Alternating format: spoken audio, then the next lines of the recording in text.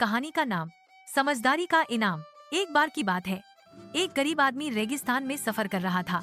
उसे बहुत भूख और प्यास लगी थी। तभी उसे एक जंगली मुर्गा दिखा। वो खुश होकर बोला, चलो अब तो खाना मिल गया।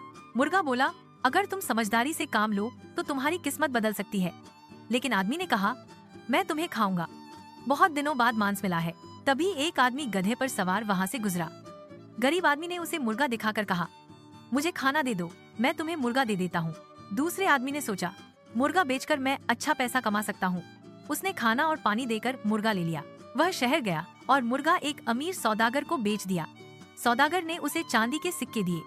अब वो आदमी अमीर बन गया। गरीब आदमी भी शहर पहुंचा, लेकिन भूखा ही रहा।